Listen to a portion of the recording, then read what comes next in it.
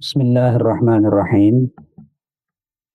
الحمد لله رب العالمين، والعاقبة للمتقين، والصلاة والسلام على أشرف الأنبياء والمرسلين، نبينا محمد وعلى آله وأصحابه أجمعين. وبعد، إخواني الكرام، السلام عليكم ورحمة الله وبركاته. আমাদের আলোচনা চলছে شرح السنة للإمام البربهاري رحمه الله। এই কিতাবটিতে যার শরহ করছেন ফজিলাতুল শেখ আল আল্লামা সালেহ বিন ফৌজান হাফিজাহুল্লাহ। আমরা গতদিনে যে পর্যন্ত আলোচনা করছিলাম এই কিতাব থেকে, সেটা হচ্ছে ফালা তাত্তাবি' শাইআন বিহাওয়াক। ইমাম বারবাহারি রাহিমাহুল্লাহর এই কথা, ফালা তাত্তাবি' শাইআন বিহাওয়াক, যে প্রবৃত্তির ধারণা বশত কোনো কিছুর অনুসরণ করো না। অনুসরণ করা হবে কোরআন এবং সুন্নাহর দলিলের অনুসরণ করা হবে, হাওয়ার অনুসরণ না। এই বিষয়ে ফৌজান হাফিজাহুল্লাহ ব্যাখ্যা দিতে গিয়ে কোরআনে কারীমের অনেকগুলো আয়াতের উদ্ধৃতি দিয়েছেন। তার মধ্যে ছিল যেমন আফারাআইতা মান ইত্তাখাযা ইলাহাহু হাওয়া। তারপরে কোরআনে কারীমের অন্য আরেকটি আয়াত, ওয়ালা তাত্তাবি'ল হাওয়া ফায়ুদিল্লাকা আন সাবিলিল্লাহ। এই কোরআনে কারীমের এসব আয়াতে প্রবৃত্তির অনুসরণ করতে সুস্পষ্টভাবে নিষেধ করা হয়েছে এবং বলা হয়েছে যে যারা প্রবৃত্তির অনুসরণ করবে তারা সঠিক পথ থেকে বিচ্যুত হয়ে যাবে। লা তাত্তাবি'ল হাওয়া ফায়ুদিল্লাকা আন সাবিলিল্লাহ, ইন্নাল্লাযীনা ইয়াদিল্লুনা আন সাবিলিল্লাহি লাহুম আযাবুন শাদীদ বিমা নাসু ইয়াওমাল হিসাব। এসব দলিল প্রমাণের ভিত্তিতে যেহেতু হাওয়ার অনুসরণ করা এটা সঠিক পথ থেকে বিচ্যুতির কারণ, এবং যেহেতু আল্লাহ সুবহানাহু ওয়া তাআলা মানব জাতিকে তার হাওয়ার, তার প্রবৃত্তির অনুসরণ করতে নিষেধ করেছেন, তাই فالواجب على الإنسان أن يحذر من هواه فإنه قد يسلم من عبادة الأصنام والأحجار والأشجار والقبور ويعرف التوحيد ويعرف السنة، لكن لم يسلم من اتباع هواه، وهذه مصيبة عظيمة، فعلى المسلم أن يحذر من اتباع هواه। এখানে শেখ ফৌজান হাফিজাহুল্লাহ বলছেন যে এই কারণে মানুষের করণীয় হচ্ছে যে সে তার হাওয়ার অনুসরণ থেকে বেঁচে থাকবে, হাওয়া থেকে বেঁচে থাকবে। কারণ দেখা যায় যে অনেক মানুষ সে দেবদেবীর পূজা থেকে, গাছ পাথর কবর পূজা থেকে বেঁচে থাকতে পারতেছে, তাওহীদ জানে, সুন্নাহ জানে, কিন্তু এত সব কিছুর পরেও লাম ইয়াসলাম মিন ইত্তিবাই হাওয়া, সে তার হাওয়ার বা প্রবৃত্তির অনুসরণ থেকে বেঁচে থাকতে পারে না। একজন লোক কবর পূজারী না, মাজার পূজারী না, গাছ পাথর খিচুড়ি পূজা করতেছে না, দেবদেবীর পূজা করছে না, তাওহীদ সম্পর্কে তার জ্ঞান আছে, সুন্নাহ সম্পর্কে তার জ্ঞান আছে, কিন্তু সে তার হাওয়ার অনুসরণ থেকে, প্রবৃত্তির পূজা থেকে সে বাঁচতে পারতেছে না। এটা একটা অনেক বড় মুসিবা, এটা অনেক বড় মুসিবা। সবকিছু জানা সত্ত্বেও একজন মানুষ হাওয়ার অনুসরণ থেকে, হাওয়ার পূজা থেকে, প্রবৃত্তির পূজা থেকে সে বেঁচে থাকতে পারে না। এটা কিভাবে? যেমন দেখুন, মুসলমান সমাজের আহলুল বাতিল বা আহলুল বিদআ ওয়াদ দালাল যারা, তাদের কথা আমরা বাদই দিলাম। যারা এই যে এখানে শেখ ফৌজান হাফিজাহুল্লাহ যেটুকু যে কথাটা বলছেন, যে অনেক সময় একজন লোক সে দেখবেন যে সে তাওহীদ সম্পর্কে ধারণা রাখে, জ্ঞান রাখে, তাওহীদ জানে, সুন্নাহ জানে, বাহ্যিক ভাবে গাছ পাথর কবর মাজার এগুলা কিছু পূজা করতেছে না, হ্যাঁ, কিন্তু তারপরেও সে তার হাওয়ার অনুসরণ থেকে বেঁচে থাকতে পারছে না। মুসলমান সমাজে আমরা যদি দেখি যে যারা কোরআন এবং সুন্নাহর অনুসরণের দাবি করেন, বাহ্যিকভাবে বিভিন্ন শিরক এবং বিদআত থেকে যারা দূরে থাকেন, বেঁচে থাকেন, তাদের মধ্যে দেখা যায় যে তারা এই সমস্যা থেকে তারা বেঁচে থাকতে খুবই কম পারে। অন্যান্য সব সমস্যা থেকে বেঁচে থাকতে পারতেছেন, কিন্তু হাওয়ার বা প্রবৃত্তির বেড়াজাল থেকে তারা মুক্ত হতে পারেননি। এটা অনেক বড় সমস্যা। এই যে ফৌজান হাফিজাহুল্লাহর এই কথা, ওয়াহাদিহি মুসিবাতুন আযীমা, মুসিবাতুন আযীমা, এই কথাটুকু তিনি এমনিতেই বলেননি। যদি আমরা বাস্তবতা দেখি, আমাদের মধ্যে যারা কোরআন এবং সহিহ সুন্নাহর অনুসারী বলে নিজেদেরকে দাবি করেন, বাহ্যিকভাবে তাদের আমল গুলা দেখবেন যে এগুলার মধ্যে শিরক নেই, এগুলার মধ্যে বিদআ নেই, কিন্তু যদি একটু গভীরভাবে দেখা যায় তাহলে দেখবেন যে তারা নিজের প্রবৃত্তির পূজার মধ্যে লিপ্ত। কোরআন সুন্নাহর দাওয়াত দিতে যে, এই দাওয়াতকে এস্টাবলিশ করতে যে তারা নিজেদের হাওয়ার অনুসরণ করতেছেন। মাসাজিদ গুলোতে কিংবা খুতবা গুলোতে তারা শিরকের বিরুদ্ধে কথা বলছেন, বিদআতের বিরুদ্ধে কথা বলছেন, কিন্তু তাদের এই দাওয়াতটা হচ্ছে তাদের হাওয়া অনুযায়ী। এই দাওয়াতের পন্থা যেটা, এইটা তাদের প্রবৃত্তির অনুসরণ করেই তারা এই দাওয়াত দিচ্ছেন। তাদের মন যেভাবে বলছে সেভাবে দাওয়াত দিচ্ছেন। এই দাওয়া আলা মানহাজিল আম্বিয়া ওয়ার রাসূল, আলা মানহাজিস সালাফ সালেহ হচ্ছে না। তো এক মুসিবতকে বাদ দিয়ে তারা আরেকটা মুসিবতের মধ্যে তারা নিজেদেরকে লিপ্ত করে ফেললেন। আমাদের সমাজে আমরা দেখি কোরআন এবং সহিহ সুন্নাহর অনুসারী বা কোরআন এবং সহিহ সুন্নাহর দাবিদার অনেকেই বাহ্যত তারা অনেক কিছু থেকে, শিরক বিদআত থেকে মুক্ত আছেন, কিন্তু এই জায়গাতে এসে নিজের প্রবৃত্তির অনুসারী হয়ে পড়েছেন। তারা দাওয়াত দিচ্ছেন নিজের খেয়াল খুশি মতো, এমন কিছু কথাবার্তা বলছেন যে কথাগুলোর মধ্যে কোনো হিকমা নেই, কোনো বাসিরা নেই, যে কথাগুলোর পক্ষে মা আনজালাল্লাহু বিহা মিন সুলতান। তারা নিজেদের খেয়াল খুশি মতো কথা বলছেন। যদি তাদেরকে জিজ্ঞেস করা হয় যে এসব কথা, যে না, আমরা তো শিরক এবং বিদআর বিরুদ্ধে কথা বলছি, শুধু শিরক এবং বিদআর বিরুদ্ধে কথা বললেই তো হবে না। একজন মুসলমানের যাবতীয় সবকিছু হতে হবে বিদ্যানীল, এবং সবকিছু হতে হবে ওয়াফকা মানহাজির রাসূল সাল্লাল্লাহু আলাইহি ওয়াসাল্লাম ওয়াস সাহাবা ওয়াত তাবিঈন ওয়া মান তাবিআহুম বিইহসান। তাদের সালাফে সালেহিন রিদওয়ানুল্লাহি আলাইহিম আজমাইন দের মানহাজ অনুযায়ী হতে হবে। যারা নিজেদেরকে সালাফিয়ুন বলে দাবি করেন, বাহ্যিকভাবে দেখা যায় তাদের আমল, তাদের কথাবার্তা শিরিক এবং বিদআত মুক্ত, কিন্তু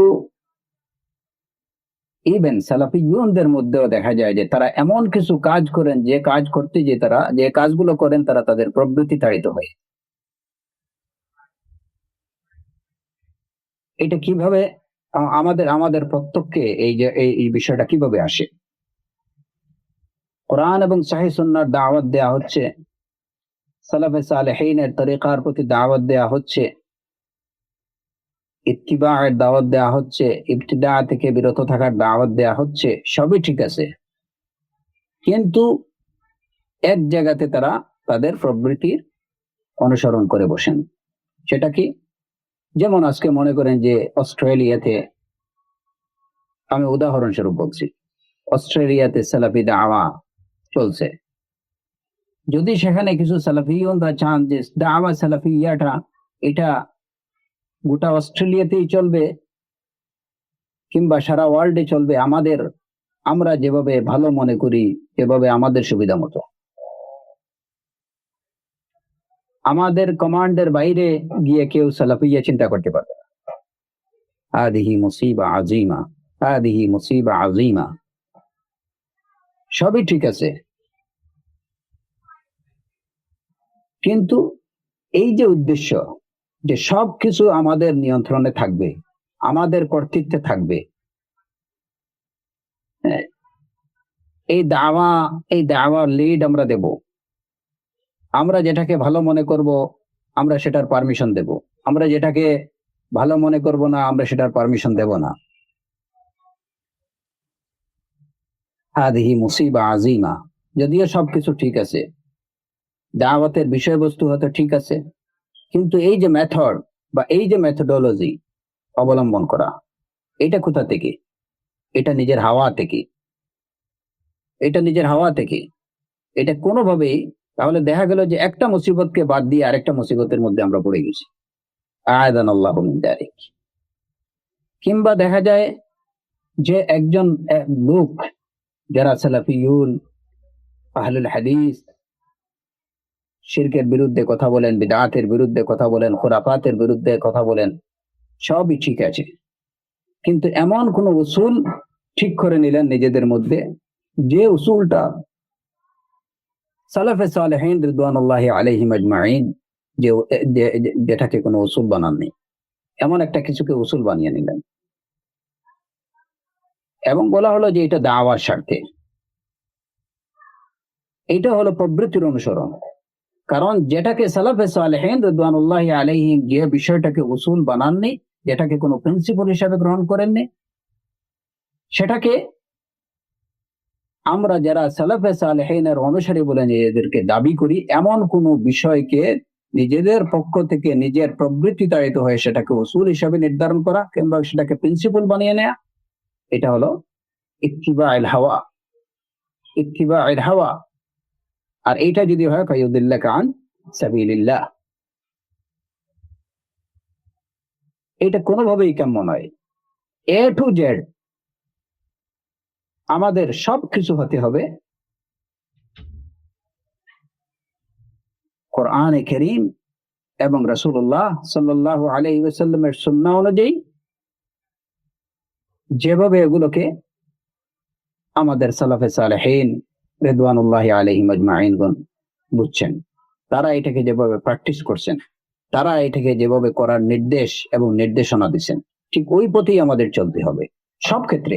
সব ক্ষেত্রেই আমাদের যুগ যত আপডেট হোক না কেন, আমরা যত বড় ডিজিটাল যুগেই আমরা বসবাস করি না কেন, কিন্তু আমাদের মানহাজ, আমাদের উসুল, এই সবগুলোই থাকবে অপরিবর্তিত। কোনো জায়গাতেই পরিবর্তন আসবে না।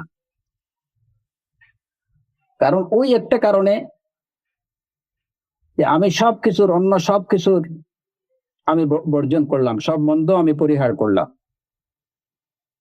কিন্তু আমি আমার প্রবৃত্তির অনুসরণ থেকে যদি নিজেকে মুক্ত না করতে পারি, তাহলে সঠিক পথ থেকে বিচ্যুত হয়ে যাওয়ার সমূহ সম্ভাবনা থেকে যাবে। যেভাবে কোরআনে কারীম আল্লাহ সুবহানাহু ওয়া তাআলা বলছেন, ওয়ালা তাত্তাবিউল হাওয়া ফায়ুদিল্লাকা আন সাবিলিল্লাহ। আমরা দেখি এই প্রবণতা আহলুল হাদিস বলেন, সালাফি দাবিদার অনেকের মধ্যেই দেখা যায় যে তারা নিজেদের মধ্যে এমন কিছু বিষয়কে তারা উসুল হিসাবে কিংবা একটা গুরুত্বপূর্ণ বিষয় হিসাবে তারা নির্ধারণ করে নেয়, যে বিষয়টার পক্ষে কোনো দলিল নেই, যদিও তারা এর পিছনে বিভিন্ন যুক্তিকতা উপস্থাপন করে। হ্যাঁ, কিন্তু যুক্তি দিয়ে তো আমাদের দ্বীন এবং আমাদের দাওয়াত চলে না। আমাদের দাওয়াত চলবে বিদ্দালিল, আমাদের দাওয়াত চলবে দলিল দ্বারা। আমাদের দেখতে হবে যে এই বিষয়টাকে কোনো কাউন্টেবল ইস্যু হিসাবে সালাফে সালেহিনগণ এটাকে কোনো কাউন্টেবল ইস্যু হিসাবে বিবেচনা করছেন কিনা, এটাকে গ্রহণ করছেন কিনা, কিংবা কোরআন এবং সুন্নাতে এটাকে কোনো উসুল কিংবা এটাকে কোনো নীতি হিসাবে নির্ধারণ করা হয়েছে কিনা।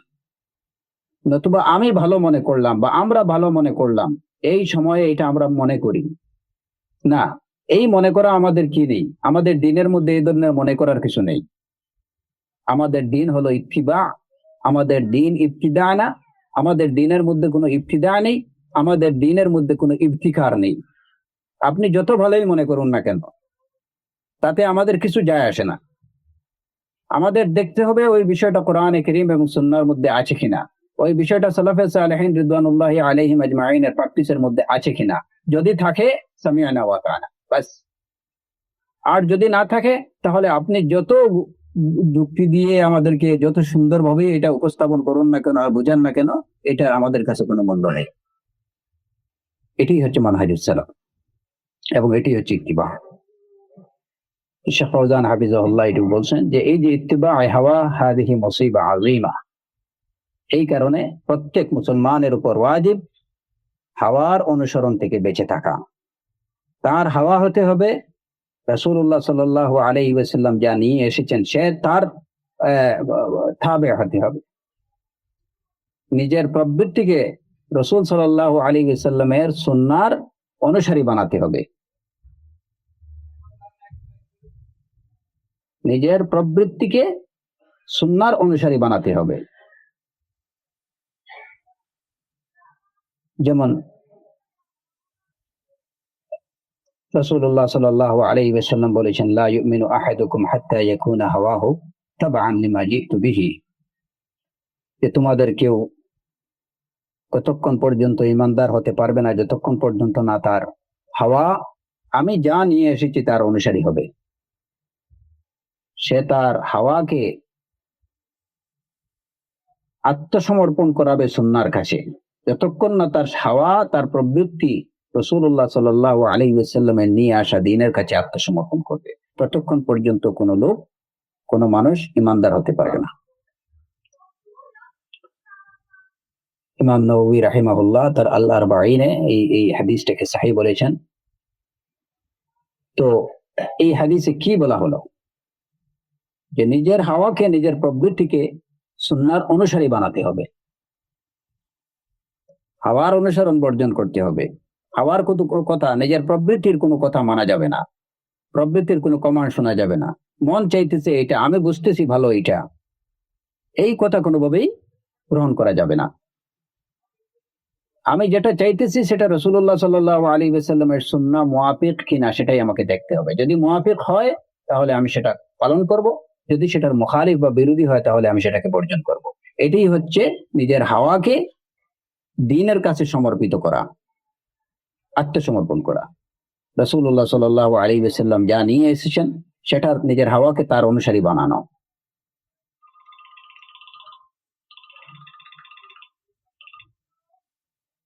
والرسول صلى الله عليه وسلم ما ترك شيئا إلا وبينه لأمته، حتى قال بعض الصحابة ما توفي رسول الله صلى الله عليه وسلم وطائر يقلب جناحيه في الهواء إلا وذكر لنا منه علما،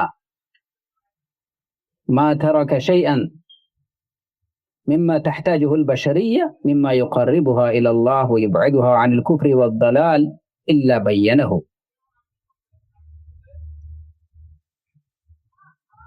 রাসূলুল্লাহ সাল্লাল্লাহু আলাইহি ওয়াসাল্লাম তার উম্মতের জন্য উম্মতকে নির্দেশ দেওয়ার কোনো কিছু অবশিষ্ট রাখেননি। যা কিছু প্রয়োজন ছিল সবকিছুর নির্দেশনা সুস্পষ্টভাবে তিনি তার উম্মতকে দিয়ে গেছেন, কোনো কিছুই বাকি রাখেননি, অবশিষ্ট রাখেননি। যে এই বিষয়ে উম্মতের জন্য প্রয়োজন, উম্মতের জন্য কল্যাণকর এমন কোনো বিষয় নেই যে বিষয়ে রাসূলুল্লাহ সাল্লাল্লাহু আলাইহি ওয়াসাল্লাম যে বিষয়ে নির্দেশনা দিয়ে যাননি। উম্মতের জন্য অকল্যাণকর ক্ষতিকর এমন কোনো বিষয় নেই যে বিষয়ে রাসূলুল্লাহ সাল্লাল্লাহু আলাইহি ওয়াসাল্লাম তার উম্মতকে সতর্ক করে যাননি। এমনকি সাহাবায়ে কেরাম রিদওয়ানুল্লাহি আলাইহিম আজমাইনরা বলতেন যে রাসূলুল্লাহ সাল্লাল্লাহু আলাইহি ওয়াসাল্লাম ততক্ষণ পর্যন্ত মৃত্যুবরণ করেননি যতক্ষণ না তিনি যে আকাশে একটা পাখি উড়ে, আকাশে একটা পাখি ডানা নড়াচড়া করে এর মধ্যেও আমাদের জন্য যে ইলম রয়েছে সেটা তিনি বর্ণনা করে গেছেন। এতটুকু বর্ণনা করার পরে তিনি মৃত্যুবরণ করেছেন। মানে এই কথা দ্বারা সাহাবায়ে কেরাম রিদওয়ানুল্লাহি আলাইহিম এটাই বুঝিয়ে দিয়েছেন যে আকাশে একটা পাখির ডানা যে নড়াচড়া করে তার মধ্যেও কি আছে, সে বিষয়টাও রাসূলুল্লাহ সাল্লাল্লাহু আলাইহি ওয়াসাল্লাম তার উম্মতকে বলে গেছেন, দুনিয়া থেকে বিদায় নেওয়ার আগে সেটুকুও বলে গেছেন। অর্থাৎ কোনো কিছু বলার তিনি অবশিষ্ট রাখেননি, সবকিছু সুস্পষ্টভাবে বলে গেছেন। বাশারিয়ার জন্য, মানব জাতির জন্য যা কিছু প্রয়োজন, আল্লাহর নৈকট্য লাভ করতে পারে মানব জাতি যে বিষয়ের দ্বারা, যে কাজের দ্বারা, এমন কোন বিষয় তিনি বলার বাকি রাখেননি।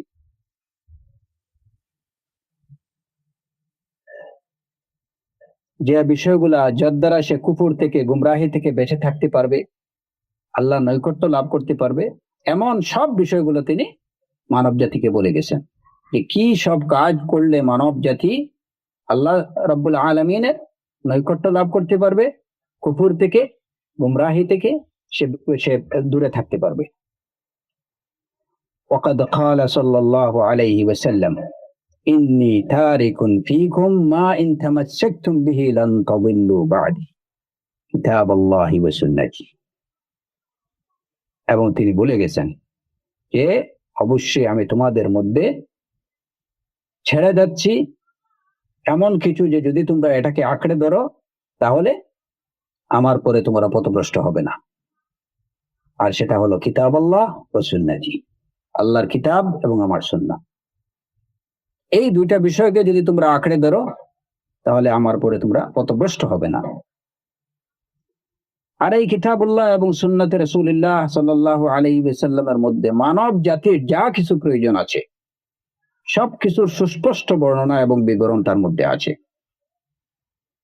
সুতরাং নিজের পক্ষ থেকে এখানে কোনো কিছু যোগ করার কিংবা কোনো কিছু বিয়োগ করার কিংবা এখানে কোনো কিছু সম্পাদনা করার কোনো কিছুর প্রয়োজন নেই।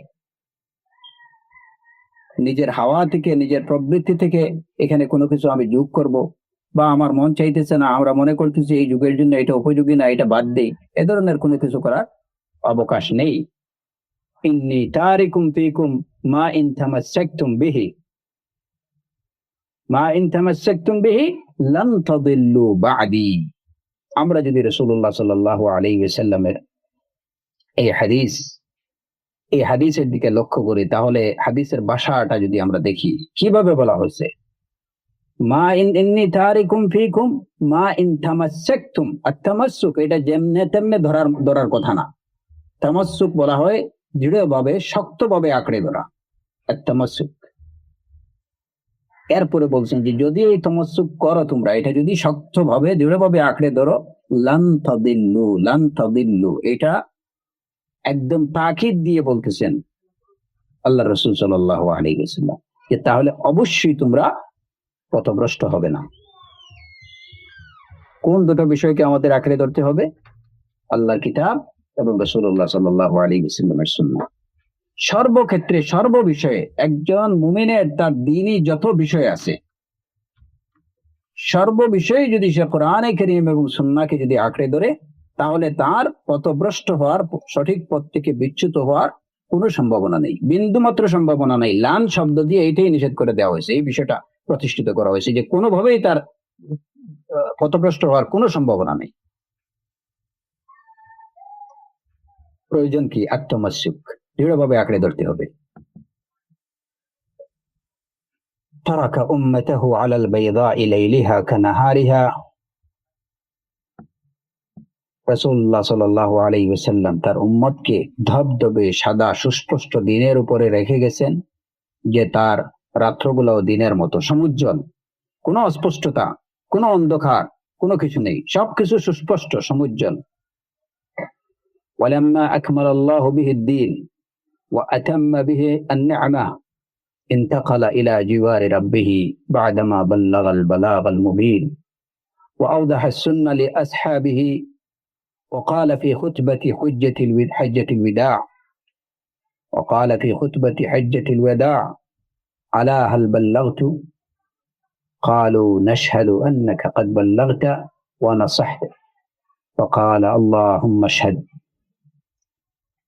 রাসূলুল্লাহ সাল্লাল্লাহু আলাইহি যখন দিন পরিপূর্ণ হয়ে গেল, আল্লাহ সুবহানাহু ওয়া তাআলা যখন রাসূলুল্লাহ সাল্লাল্লাহু আলাইহি ওয়াসাল্লামের মাধ্যমে তার দিনকে পরিপূর্ণ করে দিলেন, তার নিয়ামতকে সুসম্পন্ন করে দিলেন, তখনই রাসূলুল্লাহ সাল্লাল্লাহু আলাইহি ওয়াসাল্লাম তার রবের সান্নিধ্যে চলে গেলেন। ইতিমধ্যে রবের সান্নিধ্যে চলে যাওয়ার আগেই তিনি বাল্লাগাল বালাগাল মুবিন, তার রবের পক্ষ থেকে যা কিছু এসেছে সবকিছু তিনি সুস্পষ্টভাবে পৌঁছে গেছেন।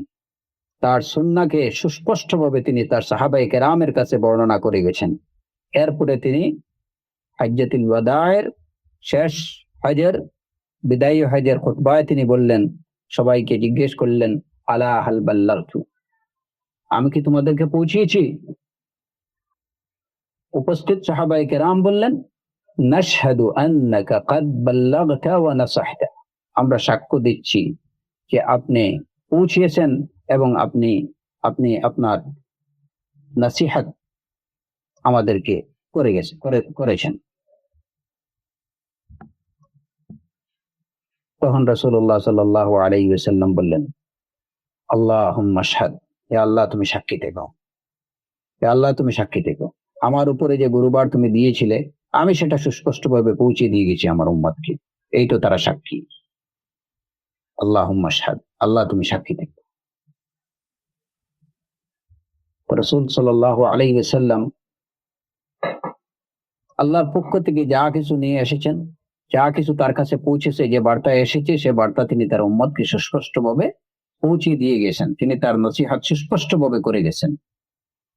এখানে আর কোনো কিছু বাড়ানোর কমানোর কোনো কিছুর প্রয়োজন নেই। সুতরাং এই যেহেতু আমাদের দিন পরিপূর্ণ, সর্ববিষয়ে সুস্পষ্ট নির্দেশনা আমাদের দিনের মধ্যে রয়ে গেছে, সুতরাং আমাদেরকে এই দিনের অনুসরণ করতে হবে। আর এই দিন কি? আল্লাহর কিতাব এবং রাসূলুল্লাহ সাল্লাল্লাহু আলাইহি ওয়াসাল্লামের সুন্নাহ। আল্লাহর কিতাব এবং রাসূলের সুন্নাহ আমাদেরকে অনুসরণ করতে হবে। এর বাইরে অন্য কোনো কিছুর অনুসরণ করা যাবে না, এমনকি নিজের হাওয়ারও অনুসরণ করা যাবে না।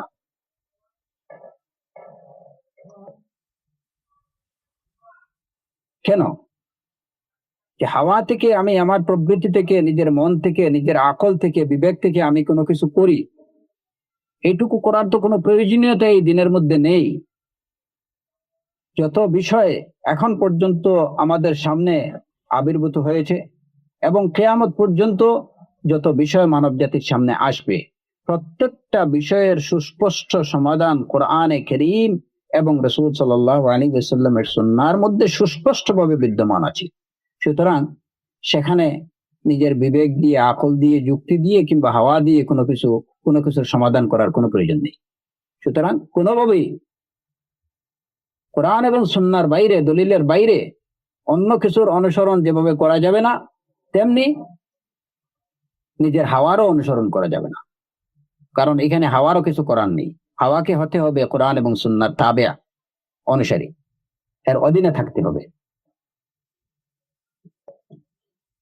قوله وهم الجماعة وهم السواد الأعظم, ইমাম বারবাহারি রাহিমাহুল্লাহ বলছিলেন যে এরাই হচ্ছেন জামাআহ এবং তারাই হলেন আস-সাওয়াদুল আ'জাম, মহান বড় দল। এখানে ওহুমুল জামাআহ, তারাই হলেন জামাআহ। তারা কারা? আসহাবুহু সাল্লাল্লাহু আলাইহি ওয়াসাল্লাম হুমুল জামাআহ। আল জামাআহ বলতে প্রথমে কাদের বোঝায়? রাসূলুল্লাহ সাল্লাল্লাহু আলাইহি ওয়াসাল্লামের সাহাবায়ে কেরামদেরকে, তারাই হচ্ছেন আল জামাআহ। আয় হুম আসলুল জামাআহ, জামায়াতের, আল জামায়াত বলতে প্রথমে জামায়াতের মূল হলেন তারা। আমরা যখন বলি আহলুস সুন্নতি ওয়াল জামাআহ, আল জামাআহ যখনই আমরা বলি তখনই বুঝতে হবে যে এখানে কি আল জামাআর মূল কারা? মূল জামায়াত হলেন সাহাবায়ে কেরামের জামায়াত, তারাই হচ্ছেন মূল জামাআহ। এরপরে কারা? সুম্মাল্লাযীনা ইয়ালুনাহুম সুম্মাল্লাযীনা ইয়ালুনাহুম। জামায়াত বলতে প্রথমে বুঝায় সাহাবায়ে কেরামদেরকে, তারপরে তাবেঈনদেরকে, তারপরে তাবে তাবেঈন রিদওয়ানুল্লাহি আলাইহিম আজমাইনদেরকে। যেমন রাসূলুল্লাহ সাল্লাল্লাহু আলাইহি ওয়াসাল্লাম তার হাদিসে বলেছেন, খায়রুকুম কারনি সুম্মাল্লাযীনা ইয়ালুনাহুম সুম্মাল্লাযীনা ইয়ালুনাহুম, যে উত্তম যুগ হচ্ছে, তোমাদের উত্তম যুগ হচ্ছে আমার যুগ, সুম্মাল্লাযীনা ইয়ালুনাহুম, তারপরে এর পরবর্তী যারা তারা, এরপরে তাদের পরবর্তী যারা তারা।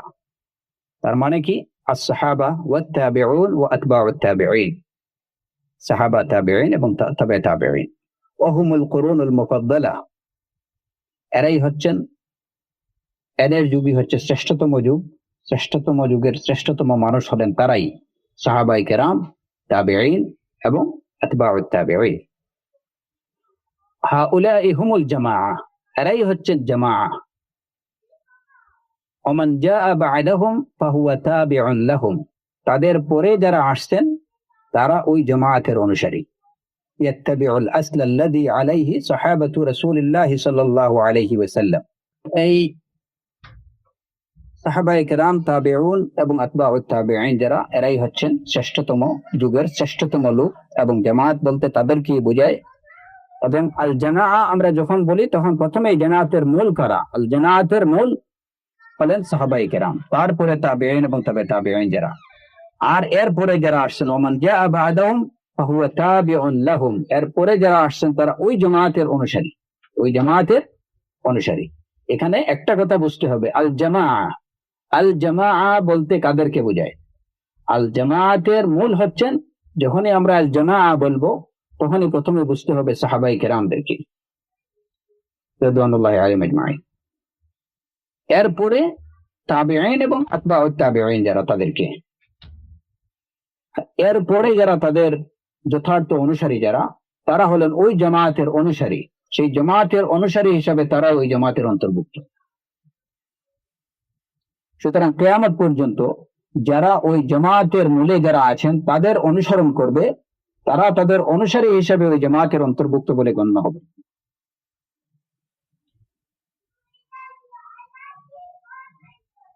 তারা হবেন মূলের অনুসারী, আসলের অনুসারী। ইয়াত্তাবিউল আসল আল্লাযী আলাইহি সাহাবাতু রাসূলিল্লাহি সাল্লাল্লাহু আলাইহি ওয়াসাল্লাম, তারা ওই আসলের, ওই মূলের অনুসারী হবেন, যে মূলের অনুসরণ, ইয়াত্তাবিউল আসল আল্লাযী, যে বিষয়ের উপরে ছিলেন সাহাবায়ে কেরাম, রাসূল সাল্লাল্লাহু আলাইহি ওয়াসাল্লামের সাহাবায়ে কেরাম। কোরআনে কারীমে আল্লাহ সুবহানাহু ওয়া তাআলা ইরশাদ করেছেন, ওয়াস-সাবিকুনাল আউওয়ালুনা মিনাল মুহাজিরিন ওয়াল আনসার ওয়াল্লাযীনা ইত্তাবাউহুম বিইহসান, যে পূর্ববর্তী অগ্রজ যারা মুহাজিরিন এবং আনসারদের মধ্যে, যারা প্রথম এবং অগ্রজ, ওয়াল্লাযীনা ইত্তাবাউহুম বিইহসান, আর যারা তাদের অনুসরণ করবে যথাযথভাবে, রাদিয়াল্লাহু আনহুম ওয়া রাদু আনহু। এখানে অগ্রজ এবং প্রথম মুহাজিরিন এবং আনসার যারা, তাদের কথা বলা হয়েছে, এবং তাদের যথার্থ অনুসারী যারা, তাদের কথা বলা হয়েছে। তাদের যথার্থ অনুসারী কারা? সাহাবায়ে কেরামদের যথার্থ অনুসারীরা হলেন তাবিঈন, এরপরে তাদের অনুসারী, সঠিক অনুসারী হলেন আতবাউত তাবিঈন যারা। এবং এই তিন যুগের লোকদেরকে রাসূলুল্লাহ সাল্লাল্লাহু আলাইহি ওয়াসাল্লাম বলছেন, খায়রুকুম কারনি সুম্মাল্লাযীনা ইয়ালুনাহুম সুম্মাল্লাযীনা ইয়ালুনাহুম। এবং এদের সম্পর্কে রাসূলুল্লাহ সাল্লাল্লাহু আলাইহি ওয়াসাল্লাম এই যে কথা বলে গেছেন যে এরা হচ্ছেন সর্বোত্তম। এই সর্বোত্তম হওয়ার আলামত আমরা দেখতে পাই যে এই তিন যুগে কখনো বিদআত মাথা ছাড়া দিয়ে উঠতে পারেনি। যখনই উঠছে বাতিল, তখন এটার সাথে সাথে এটা অবদমিত। তারা এটা এটা এটা তাদের প্রচেষ্টা, তাদের দাওয়া, তাদের মুজাহাদার দ্বারা আল্লাহ সুবহানাহু ওয়া তাআলা সেই বাতিলকে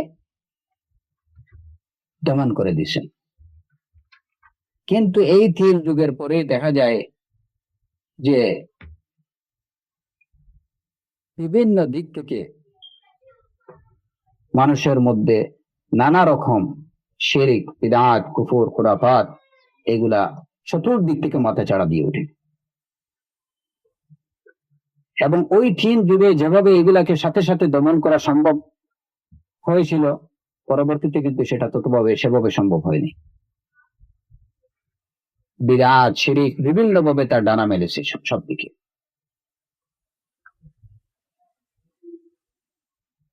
এই জামাত আমরা যখন আল জামাআহ ওয়া হুমুল জামাআহ বলি, তখন আমরা বুঝবো যে মূলত আমাদের কোন জামায়াতের অনুসারী হতে হবে, যে জামায়াতের মূলে রয়েছেন সাহাবায়ে কেরাম রিদওয়ানুল্লাহি আলাইহিম আজমাইন, যে জামায়াতের মধ্যে আছেন তাবেঈনরা, যে জামায়াতের মধ্যে আছেন আতবাউত তাবেঈনগণ, আমাদেরকে সেই জামায়াতের অনুসারী হতে হবে। হুমুল জামাআতুল্লাযীনা আমারানাল্লাহু আন নাকুনা মাআহুম ওয়া আমারানা an-নাবিয়্যু সাল্লাল্লাহু আলাইহি ওয়াসাল্লাম আন নাকুনা মাআহুম ওয়া নাহানা আন মুফারাকাতিহিম। এই জামায়াতের সাথে থাকার জন্য আল্লাহ সুবহানাহু ওয়া তাআলা আমাদেরকে নির্দেশ দিয়েছেন, রাসূলুল্লাহ সাল্লাল্লাহু আলাইহি ওয়াসাল্লাম আমাদেরকে নির্দেশ দিয়েছেন। রাসূল সাল্লাল্লাহু আলাইহি ওয়াসাল্লাম আমাদেরকে এই জামায়াত থেকে বিচ্ছিন্ন হতে নিষেধ করেছেন। আর এই জামায়াতই হলেন ওয়াহুমুস সাওয়াদুল আযম আল্লাযী আলাল হক, সত্যের উপরে সুপ্রতিষ্ঠিত, এটাই হচ্ছে সেই জামাত, এরাই হচ্ছেন জামাত। ওয়াহুমুস সাওয়াদুল আযম, আস-সাওয়াদুল আযম সুমহান বড় দল বলতে তাদেরকে বোঝায়, এই সাহাবায়ে কেরাম তাবেঈন এবং তবে তাবেঈনের জামাতকে বোঝায় যারা সত্যের উপরে সুপ্রতিষ্ঠিত ছিলেন, যারা হেদায়েতের উপরে সুপ্রতিষ্ঠিত ছিলেন। الذين يجهلون السلف ويقللون من شأنهم ويقولون هم رجال ونحن رجال ويقولون لا مانع من أن نحدث أشياء ولسنا ملزمين باتباع السلف وأقوال السلف، فهذا ضلال والعياذ بالله. هذا فصل لآخر هذه الأمة عن أولها، وإذا انفصل آخرها عن أولها هلكت، وهم يريدون أن يهلكوا الأمة فجاءوا بهذه الحيلة وهي فصل الآخرين عن أول الأمة. কথাটা অত্যন্ত গুরুত্বপূর্ণ, আপনারা ভালো করে লক্ষ্য করেন। যারা সালাফদেরকে অজ্ঞ বলে দাবি করে, যারা সালাফে সালেহিনদেরকে তাচ্ছিল্য করে আর বলে যে হুম রিজাল নাহনু রিজাল, যে তারাও মানুষ ছিলেন আমরাও মানুষ, আর আমরা তাদের অনুসরণ করার জন্য বাধ্য নই, আমরা তাদের কথা শুনতে বাধ্য নই। আমাদের বুধ বিবেক মতো, জ্ঞান বুদ্ধি মতে আমরা যদি কোনো কিছু নতুন একটা পথ আবিষ্কার করি, উদ্ভাবন করি, তাহলে আমরা সেটা করতে পারি, কারণ আমরা সালাফের কি না, কথা শুনতে আমরা বাধ্য না, আমরা তাদের অনুসরণ করার জন্য বাধ্য না। তারাও মানুষ ছিলেন, আমরাও মানুষ, আমরা কোন দিক থেকে তাদের থেকে কম? এইরূপ কথাবার্তা যারা বলে, এইরূপ কথাবার্তা গুলো কি? দালালুন। এই রকম কথাবার্তা হলো গুমরাহি ছাড়া আর কিছুই না। এরূপ কথাবার্তা থেকে আমরা আল্লাহ সুবহানাহু ওয়া তাআলার কাছে আশ্রয় প্রার্থনা করি। এরূপ কথাবার্তা যারা বলে, তারা চায় যে এই উম্মতের পরবর্তী উম্মতকে পূর্ববর্তী উম্মতদের থেকে বিচ্ছিন্ন করে দিতে চায়। মুসলিম উম্মার যে চেইন, যেটা, এই চেইনটাকে তারা ছিঁড়ে ফেলতে চায়, যাতে পূর্ববর্তীদের সাথে পরবর্তীদের কোনো সম্পর্ক না থাকে, তাদেরকে বিচ্ছিন্ন করে দিতে চায়। হাযা ফাসলুন লিআখিরি হাযিহিল উম্মতি আন আউয়ালিহা। 1400 বছর আগে যা হয়েছে, এখন দুনিয়ার পথ পরিবর্তন হয়েছে, সুতরাং আমাদেরকে নতুন করে ভাবতে হবে, নতুন করে চিন্তা করতে হবে। সেই 1400 বছর আগের চিন্তা ভাবনা নিয়ে এখন চলা যাবে না। এইরূপ কথাবার্তা, এটা শয়তানি কথাবার্তা ব্যতীত আর কোনো কিছুই না। এইরূপ কথাবার্তা হচ্ছে সুস্পষ্ট গুমরাহি।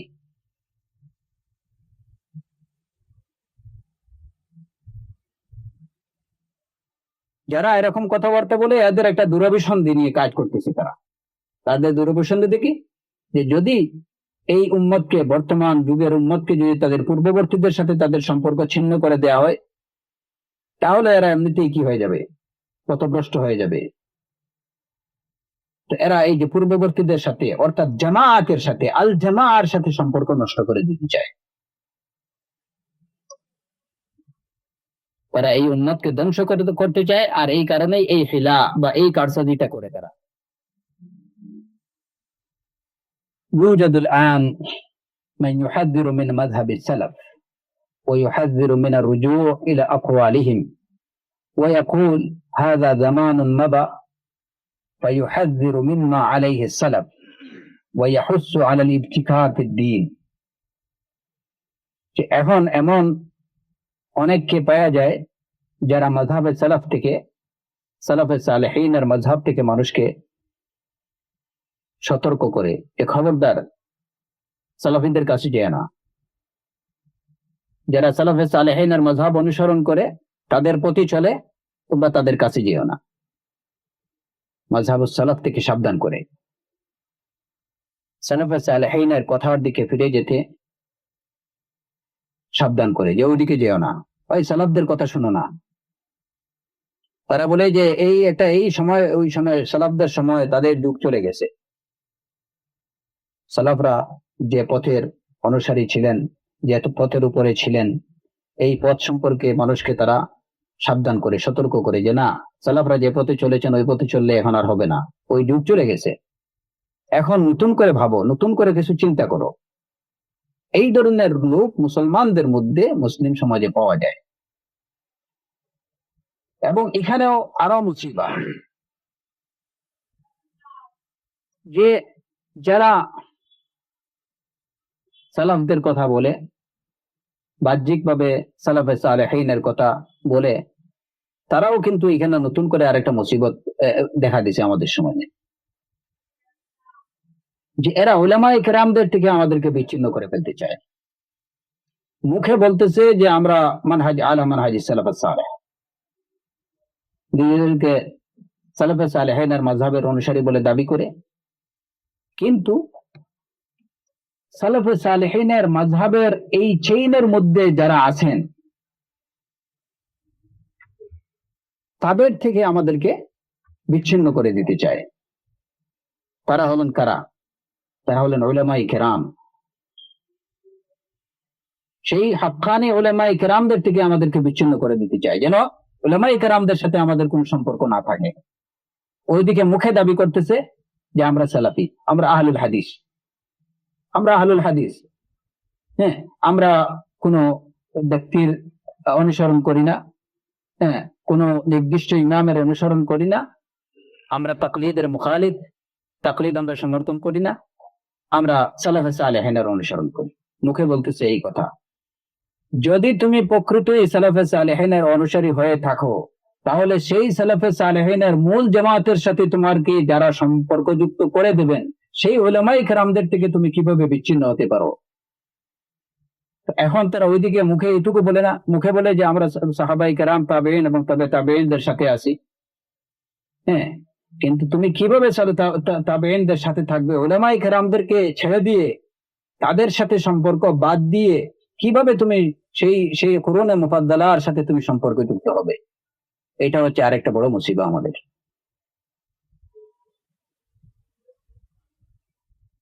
এটা অত্যন্ত সূক্ষ্ম একটা মুসিবত, ফিতনা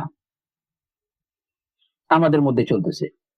আমাদের আল্লাহ সুবহানাহু ওয়া তাআলার নিয়ামত হিসাবে যুগে যুগে আল্লাহ তাআলা আমাদের মধ্যে যে সকল আহলে ইলমদেরকে রাখেন, এরা চায় যে মুসলমানদেরকে সেই উলামায়ে কেরামদের থেকে দূরে রাখতে। এরাও কিন্তু এই উম্মতকে, তাদের দুরভিসন্ধি হলে এই উম্মতকে ধ্বংস করে দেয়া। এদের উদ্দেশ্য কিন্তু ভালো না। তারা মুখে যাই বলুক না কেন, এদের উদ্দেশ্য ভালো না। যারা চায় যে মানুষ উলামায়ে কেরামদের থেকে, আহলে ইলম থেকে দূরে থাক, তাদের উদ্দেশ্য আদৌ ভালো না। তাদের উদ্দেশ্য হলো এই উম্মতকে ধ্বংস করে দেয়া। কারণ তারা জানে যে যদি উলামায়ে কেরামদের সাথে যদি সম্পর্ক না থাকে, আহলে ইলমদের সাথে যদি মানুষের সম্পর্ক না থাকে, তাহলে তারা এই জামাত থেকে ছিটকে পড়বে। কারণ এই জামাতের বন্ধনটাকে ধরে রাখছেন, কাদের মাধ্যমে ধরে রাখা হয়েছে? আর জামার যে চেইন, এই চেইনের অবিচ্ছেদ্য অংশ হলেন উলামায়ে কেরাম। যুগে যুগে হাক্কানি রাব্বানি উলামায়ে কেরাম যারা, তারাই হলেন এই চেইনের বন্ধন। ওই বন্ধনের সাথে তাবলীগকে দূরে রাখতে চায়। এটাও কিন্তু মুসলিম উম্মাহকে ধ্বংসের আরেকটা ষড়যন্ত্র। এই আরেকটা ফিতনা হলো যে বাহ্যিকভাবে বলে যে না, আলেমদের সাথে সম্পর্ক রাখতে হবে, জামায়াতের সাথে থাকতে হবে, সাহাবায়ে কেরাম, তাবেঈন, তবে তাবেঈন ও মান জাআ বা'দাহুম, তাদের সাথে আমাদেরকে থাকতে হবে। কিন্তু আলেম নির্ধারণে দেখা যায় যে হক্কানি উলামায়ে কেরাম যারা, তাদের নাম তারা ধরতে চায় না, তাদের থেকে দূরে রাখতে চায়। তারা নিজেদের ওই যে হাওয়ার অনুসরণ বশত এমন কিছু লোককে আলিম হিসাবে তারা নির্ধারণ করে যে যারা প্রকৃত অর্থে ইলম থেকে অনেক দূরে। এমন কিছু লোককে তারা আলেম হিসাবে, নিজের পথ প্রদর্শক হিসাবে নির্ধারণ করে নেয়। এবং প্রকৃত উলামায়ে কেরাম যারা, তারা তাদের থেকে তাদের নাম উচ্চারণ করতে তারা চায় না, অপছন্দ করে। যে সকল লোকের ইলমের কোনো সনদ নেই, ওই সমস্ত লোককে তারা আহলে ইলম নির্ধারণ করে নেয়।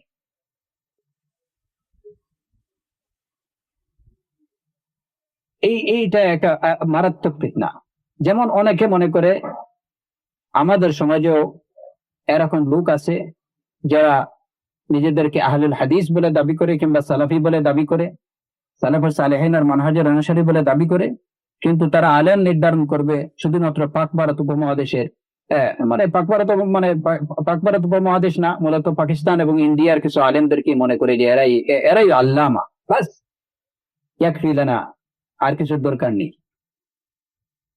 বাংলাদেশ, ভারত আর বাংলাদেশ, পাকিস্তান আর ইন্ডিয়ার কিছু লোক মনে করে যে এরাই হলো আল্লামাতুদ দাহার, তাদের আলেম এরাই, এর বাইরে আর কোনো আলেম নেই। আবার কিছু লোক আছে যারা নিজেদেরকে সালাফি বলে দাবি করে, তারা নির্ধারণ করে এমন কিছু মাসাকিনদেরকে, যে মাসাকিনদের ইলমের কোনো সনদ তাদের কাছে নেই।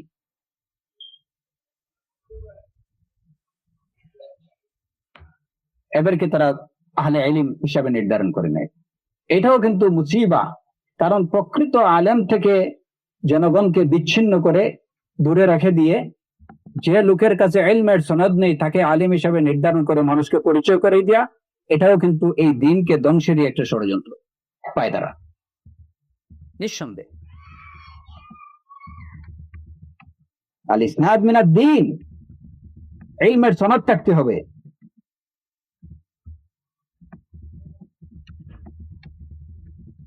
আমি যদি শুধু এটুকু বলি যে ফুলান আমার ইলমের পরিচয় বা আমার ইলমের সনদ হলো যে ফুলান আল্লামা, ফুলান শেখ আমাকে চিনেন, আমাকে খুব ভালো জানেন, ওনার বাসায় নিয়ে আমাকে খাওয়াইছেন, ওনার বাসায় নিয়ে আমাকে রাখছেন, এটা আহলে ইলম হওয়ার পরিচয় না। উলামায়ে কেরামরা তাদের আখলাক, তাদের আদাবের কারণে, ইসলামী আদাবের কারণে তারা পথের অনেক মাসাকিনদেরকে নিয়ে কি করেন, তারা খাওয়ান। কিন্তু দেখা যায় এই সমস্যা, যে অনেক সময় যে কোনো শেখের বাসায় গিয়ে কোনো মিসকিন খেয়ে আসছে, হ্যাঁ, বা একটু কথা বলে আসছে, দেখা যায় যে সে কি হয়ে গেছে, মাশাআল্লাহ অমুক শেখ, অমুক আলেম আমাকে নিয়ে বাসায় খাওয়াইছেন, এটাই আমার ইলমের সনদ। সুবহানাল্লাহ। এই যে আমাদের মধ্যে কত ধরনের ফিতনা ঢুকছে, এই সব ফিতনার ব্যাপারে আমাদেরকে সতর্ক থাকতে হবে। আর এই সতর্ক থাকাটা খুবই ইজি। কি আমাদের জানতে হবে যে প্রথমত আমাদের জানতে হবে যে আমরা কাদের সাথে থাকবো, আমাদের জামাত কারা। আমাদের জামাত হলেন সাহাবায়ে কেরাম, আমাদের জামাত হলেন তাবেঈন, আমাদের জামাত হলে আতবাউত তাবেঈন যারা, তারা। এবং এই জামাতের সাথে আমাদেরকে এই জামাতের সাথে সম্পর্কযুক্ত অতপ্রতভাবে এই জামাতের চেইনের মধ্যে কারা? উলামায়ে কেরাম। সুতরাং আমাকে থাকতে হবে সেই উলামায়ে কেরামদের সাথে, আমার সনদ থাকতে হবে উলামায়ে কেরামদের থেকে। তাদের বাসায় খাওয়া, তাদের বাসায় ঘুমানো, তাদের গাড়ি চালানো, এটা আমার সনদ না। ইলমের সনদ থাকতে হবে আমাকে। আর এরই সাথে সাথে এটাও জানতে হবে যে আমাকে যদি লিখে দিলেন একজন, যে এই লোকটা আমার ড্রাইভারটা, আমি অনেকদিন থেকে তাকে চিনি, লোকটা ভালো, হুসনুস সিরাতি ওয়াস সুলুক, বাস, এটাও আমার ইলমের সনদ না। উলামা যারা, তাদের কাছে ইলমের সনদ আছে, ইলমের সনদ থাকতে হবে। আমাকে ভালো বলে দেয়া এটা আমার ইলমের সনদ না, এটা আমার আখলাকের সনদ। এইটা আমার আকীদার, ব্যক্তিগত আকীদার সনদ হতে পারে, আমার ব্যক্তিগত মানহাজের কি হতে পারে, একটা সার্টিফিকেট হতে পারে, কিন্তু এটা আমার ইলমের সনদ না। ইলমের সনদ আর আখলাক আর মানহাজের সনদ, এই দুটার মধ্যে রাত দিন কি আছে। এই এই ধরনের যে বিভিন্ন ধরনের ফিতনা আমাদের মধ্যে বিরাজ করতেছে, কেউ দেখতেছে যে আলেম যারা শুধুমাত্র পাকিস্তান, ভারত আর বাংলাদেশের মধ্যেই আলেম, এর বাইরে আর কোনো আলেম এদের দরকার নেই, আমাদের যারা আছেন এরাই আমাদের জন্য যথেষ্ট। আবার কেউ মনে করতেছে যে লোক আসলে কিনা, যার কাছে ইলমের কোনো সনদ নেই, ওই লোকটাই আহলে ইলম, বাস তার নির্দেশনাই আমাদেরকে চলতে হবে। এ ধরনের লোককে, যারা আলেম না, প্রকৃতপক্ষে আলেম না, তাদেরকে আলেম নির্ধারণ করে তাদের নির্দেশনায় চলতেছে। এই দুইটাই হলো আমাদের ফিতনা। কি আর ফিতনা?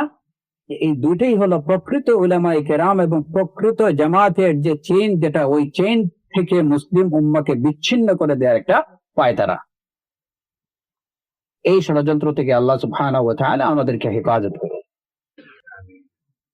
আদ-দীন তাওকীফি, শেখ ফাওজান হাফিজাহুল্লাহ বলছেন আদ-দীন তাওকীফি।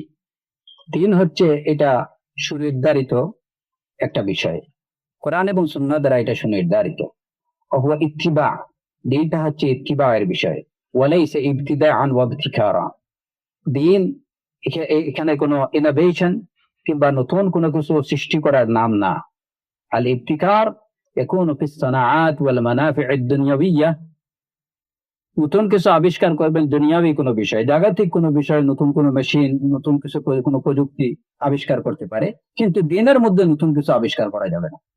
আম্মা দ্বীন ফালা ইউহদাসু ফীহি শাইউন বা'দা ওয়াফাতির রাসূল সাল্লাল্লাহু আলাইহি ওয়াসাল্লাম। রাসূলুল্লাহ সাল্লাল্লাহু আলাইহি ওয়াসাল্লামের মৃত্যুর পরে দিনের মধ্যে আর কোনো কিছু নব সংযোজন করা যাবে না, আর কোনো কিছু আবিষ্কার করা যাবে না দিনের নামে। দুনিয়ার জাগতিক বিষয়ে অনেক কিছুই আবিষ্কার করা হয়, অনেক প্রযুক্তি, অনেক নতুন টেকনোলজি আবিষ্কার হচ্ছে, এটা এটা যদি মানব কল্যাণে কাজে আসে ফালাবা আসবে, এতে কোনো অসুবিধা নেই। কিন্তু দিনের মধ্যে বিন্দুমাত্র আর নতুন কিছু আবিষ্কার বা উদ্ভাবনের অবকাশ নেই রাসূল সাল্লাল্লাহু আলাইহি ওয়াসাল্লামের মৃত্যুর পরে। لأن التشريع انتهى بوفاة الرسول صلى الله عليه وسلم। কারণ যে তাশরীয় বা শরীয়ত প্রবর্তনের যে ধারা, এটা রাসূল সাল্লাল্লাহু আলাইহি ওয়াসাল্লামের ওফাতের দ্বারা, তার মৃত্যুর মাধ্যমে এটা শেষ হয়ে গেছে। ফামা আলাইনা ইল্লা আল-ইত্তিবা ওয়া আল্লা নুহদিসা শাইআন মিন ইনদিনা ওয়া নাকুলু হাযা হুয়া আল্লাযী ইসলিহু লিহাযা আল-আসর। সুতরাং রাসূল সাল্লাল্লাহু আলাইহি ওয়াসাল্লামের মৃত্যুর পরে আমাদের কাজ হচ্ছে কেবলমাত্র অনুসরণ করা।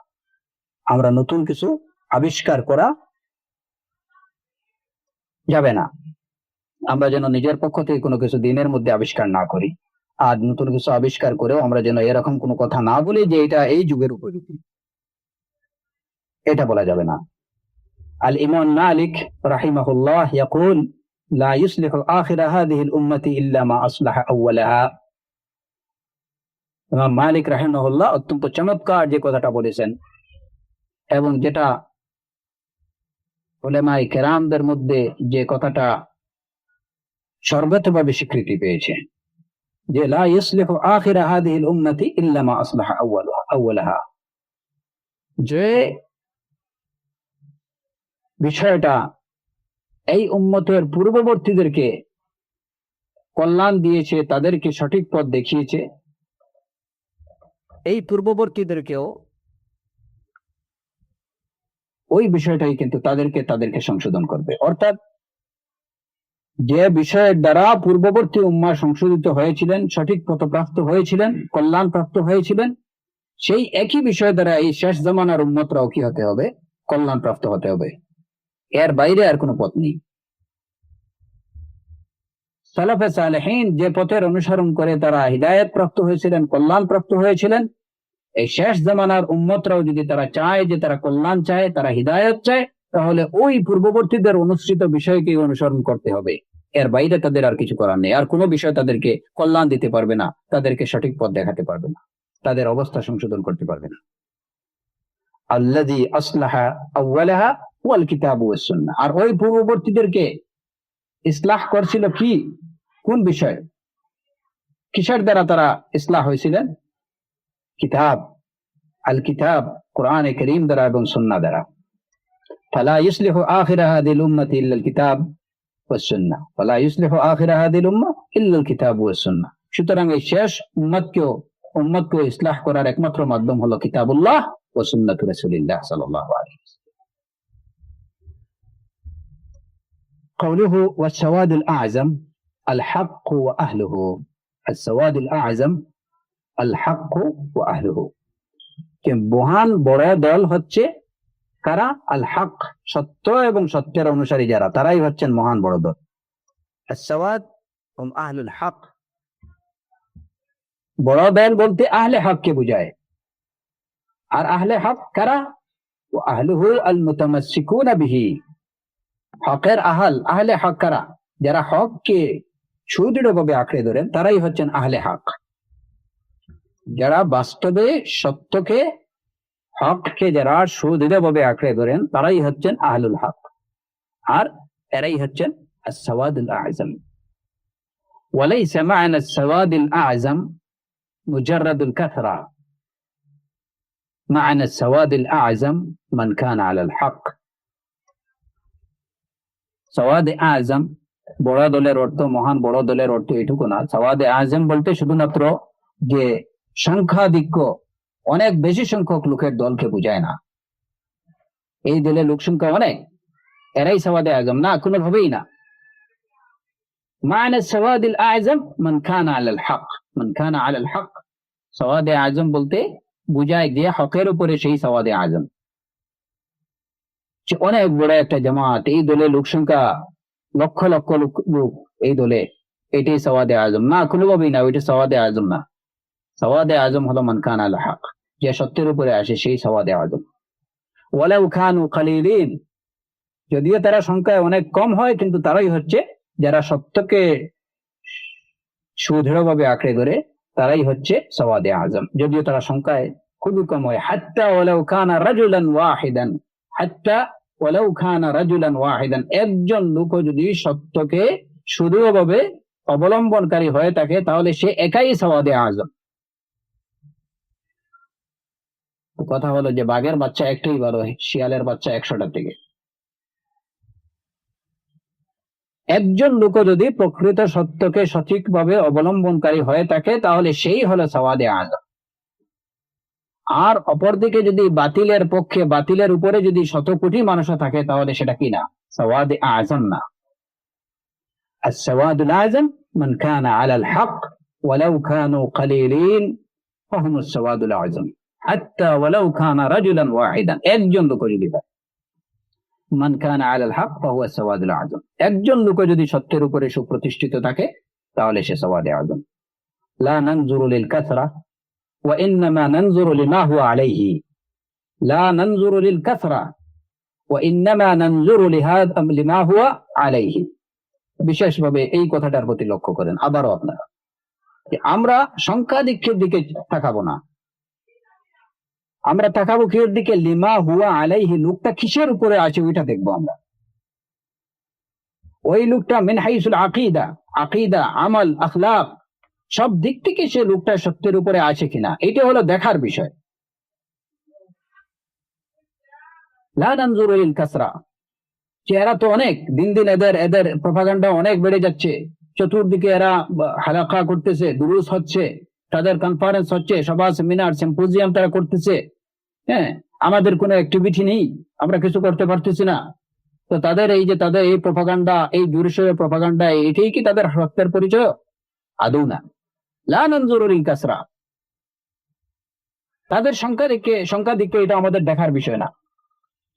ওয়া ইন্নামা নানজুরু লিমা হুয়া আলাইহি, আমাদের দেখতে হবে যে সে বা তারা কিসের উপরে আছে। ফাকাদ তাকুনুল কাসরাতু আলা দালাল, বেশিরভাগ লোক অনেক সময় গুমরাহির উপরে থাকতে পারে।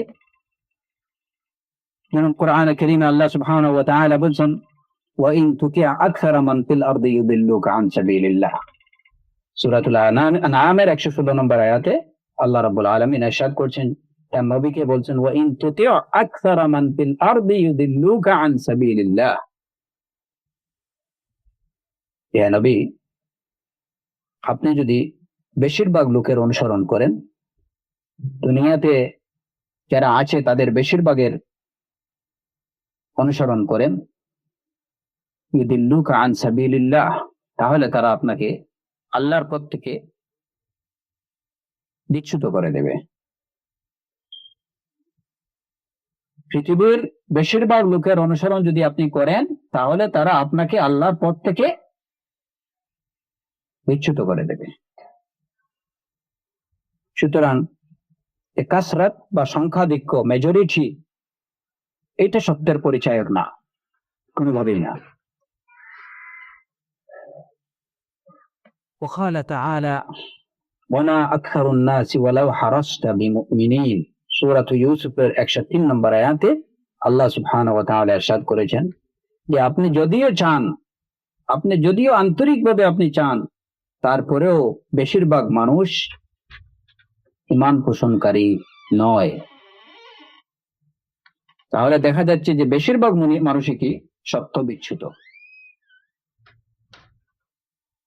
وقال تعالى وما وجدنا لأكثرهم من عهد وإن وجدنا أكثرهم لفاسقين। সূরাতুল আরাফের 102 নম্বর আয়াতে আল্লাহ জাল্লা ওয়া আলা ইরশাদ করছেন যে ওমা ওয়াজাদনা লিআকসারিহিম মিন আহদ, তাদের বেশিরভাগ কি আমি প্রতিজ্ঞা বাস্তবায়নকারী রূপে পাইনি, আমি তাদেরকে পেয়েছি আকসারহুম লাফাসিকিন, আমি তাদের বেশিরভাগকে পেয়েছি হুকুম অমান্যকারী হিসাবে, ফাসিক হিসাবে। তাহলে বেশিরভাগের অবস্থাই তো খারাপ। وقال تعالى وإن كثيرا من الناس لفاسقون وإن كثيرا من الناس لفاسقون, এবং নিশ্চয়ই বেশিরভাগ মানুষ অবশ্যই হুকুম অমান্যকারী, ফাসিক। সুতরাং ফাল কাসরাতু লা ইগতারু বিহা, ফাল কাসরাতু লা ইগতারু বিহা ওয়ালা তুত্তাবা ইল্লা ইযা কানাত আলাল হক। সুতরাং সংখ্যাধিক্য দেখে যেন আমরা প্রতারিত না হই, আমরা বিভ্রান্ত না হই। ওয়ালা তুত্তাবা ইল্লা ইযা কানাত আলাল হক, সংখ্যাধিক্য দেখে আমরা যেন ওই জামাতের অনুসরণ না করি, তবে যদি তারা কি হয়, ইল্লা ইযা কানাত আলাল হক, যদি তারা সত্যের উপরে হয়, আমরা সত্যকে যেন অনুসরণ করি। মান কানা আলাল হক ফাহুয়াল জামাআহ সাওয়াউন কানু কালিলিন আও কাসীরিন, যারা সত্যের উপরে তারাই হচ্ছে জামাআহ, তারা কম হোক সংখ্যায় অথবা বেশি হোক। আদ-দাবিত হুয়া মা কানু আলাইহি, দেখার বিষয় হচ্ছে যে তারা কিসের উপরে আছে। আমি যে জামায়াতের অনুসরণ করব, আমি যাদের অনুসরণ করব, আমি যাকে অনুসরণ করব, সে কিসের উপরে আছে। হাল হুয়া হাক্কুন আও বাতিলুন, আমি কিসের অনুসরণ করব, এটা কি সত্য, এটা কি হক না বাতিল। আমি যার অনুসরণ করব সে কি হকের উপরে আছে নাকি সে বাতিলের উপরে আছে, সেটা আমাকে দেখতে হবে। তারা সংখ্যায় কতজন, কি, সেটা আমাদের দেখার বিষয় না। তারা সত্যের উপরে না বাতিলের উপরে, হকের উপরে না বাতিলের উপরে, এটি হচ্ছে দেখার বিষয়। ফাইন কানা হাক্কান ফাহুমুল জামাআহ, যদি তারা সত্যের উপরে হয়, একজনও যদি হয়, তাহলে তারা কি, তিনি জামাআহ। ওয়ালাউ লাম ইয়াকুন আলাইহি ইল্লা ওয়াহিদ, একজনও যদি হয় সত্যের উপরে, তাহলে সেই জামাআহ। ওয়া ইন কানা বাতিলান ফাহুয়া দালাল ওয়া ইন কানা আলাইহি আকসারুন নাস, ওয়া ইন কানা বাতিলান ফাহুয়া দালাল, আর যদি তারা বাতিলের উপরে হয়, তাহলে এটি হচ্ছে গুমরাহি, এটি হচ্ছে পথভ্রষ্টতা, যদিও তারা সংখ্যায় অনেক বেশি হয়। ওয়া ইন কানা আলাইহি আকসারুন নাস, যদি এই বাতিলের অনুসারী অনেক বেশি সংখ্যক লোক হয়ে থাকে, তারপরে এটা কি বাতিল, যে অনেক লোক এটাকে অনুসরণ করতেছে, তাই বলে কি এটা বাতিলটা কি হক হয়ে গেল? কখনো না। যেমন আমাদের সমাজে অনেকেই, মুসলমানদের মধ্যে, বিশেষ করে বাঙালি সমাজের মধ্যে একটা ভুল ধারণা যে এই যে বাংলাদেশের শত সহস্র আলেম ওলামা, হ্যাঁ, এত সব লোক, হ্যাঁ, আমাদের পূর্বপুরুষ এরা এই সব করতেছেন, তো সবাই কি বাতিল? হ্যাঁ, সবাই বাতিল। যদি তারা সত্যের অনুসারী না হয়ে থাকে, তাহলে সেটা বাতিল। সেটা 14 গোষ্ঠী করুক আর 7 পুরুষ করুক, এতে আমাদের কি আসে যায়? বাংলাদেশের সবাই যদি একটা জিনিস প্র্যাকটিস করে, তো তাদের প্র্যাকটিসের কারণে কি ওইটা সত্যতা পেয়ে যায়, ওইটা কি হক হয়ে যাবে? হক তো নির্ধারিত হয়ে গেছে, তৌকিফি। কতজন করলো, একটা বাতিলকে যদি দেখা গেল যে 1 কোটি লোক এই বাতিলকে সাপোর্ট করছে, তাহলে ওই বাতিলটা কি দিনের ব্যাপারে ওই বিষয়টা কি হক হয়ে যাবে? এর এর কোনো অবকাশ নেই, এর কোনো সুযোগ নেই, কোনো সুযোগ নেই। তার কারণ কি, হক এবং বাতিল সুনির্ধারিত হয়ে গেছে, সুনির্ধারিত হয়ে গেছে। সুতরাং এখন যদি বেশিরভাগ দুনিয়ার যদি 2/3 না তার থেকেও বেশি লোক যদি কি করে নেয়, একটা বাতিলকে তারা সমর্থন করে দেয়, তাহলে তাদের সেই সমর্থনের কারণে ওই বাতিলটা কখনো হক হবে না, বাতিলটা বাতিলই থেকে যাবে। কারণ আদ-দীন তাওকীফি, আদ-দীন তাওকীফি, সুনির্ধারিত, এখানে আর কিছু করার নেই। এখন দেখতে হবে যে প্রকৃত সত্যের অনুসারী কে। যারা এই যে জামাত আমার সামনে আছে, এই জামাত কি সত্যের অনুসারী না সত্যের অনুসারী না? যদি তারা সত্যের অনুসারী হয়, যদি একজন লোক হয়, তাহলে সেই জামাত। সুতরাং সংখ্যাধিক্য দেখে আমাদের প্রতারিত হওয়ার কোনো কিছু নেই। আমরা দেখব লিমা হুয়া আলাইহি, একজন মানুষ কিসের উপরে আছে, একজন মানুষ কিসের উপরে আছে, সেটাই হলো আমাদের দেখার বিষয়, অন্য কিছু না, যে সে সত্যের উপরে আছে না বাতিলের উপরে আছে। যেমন কোরআনে কারীমে আল্লাহ সুবহানাহু ওয়া তাআলা এই যে